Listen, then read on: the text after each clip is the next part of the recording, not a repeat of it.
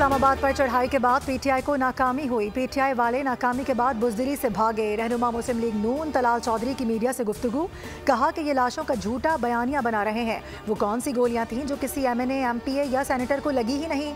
जब से बुशरा बीबी की बानी से शादी हुई है, पीटीआई सिर्फ एक ही काम कर रही है। सारी पीटीआई बुशरा बीबी के करतूत पर पर्दा डालने की कोशिशें करती रहती है।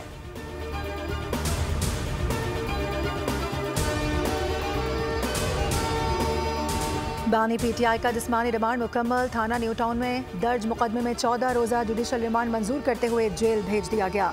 बानी पीटीआई को मजीद 7 मुकदमात में गिरफ्तार किया गया। समात इंसदाद दहशतगर्दी की खुसूसी अदालत के जज अमजद अली शाह ने की।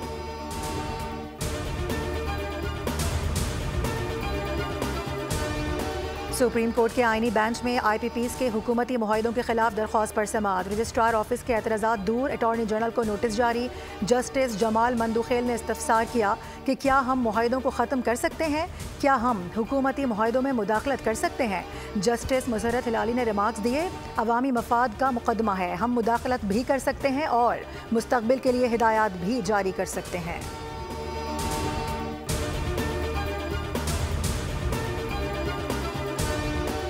इस्लामाबाद हाई कोर्ट में आफिया सिद्दीकी की सेहतियाबी और रिहाई से मुतालिक दरख्वास्त पर अहम पेशरफ्त। वज़ीर आज़म ने आफिया सिद्दीकी केस में अमरीका जाने वाले वफ्द को माली मुआवनत फराहम करने की समरी पर दस्तखत कर दिए।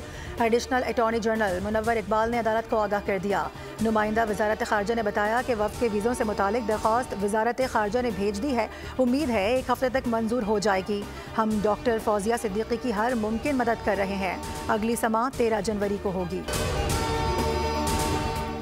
वज़ीर आज़म शहबाज शरीफ की ज़ेर सदारत वफाकी काबीना का इजलास आज तलब कर लिया गया। इजलास में 23 नुकाती एजेंडा ज़ेर बहस आएगा। काबीना को टैक्स के हुसूल के लिए किए गए इक़दाम पर ब्रीफ किया जाएगा। मुल्क की मजमूई सियासी और सिक्योरिटी सूरत हाल पर भी गौर होगा।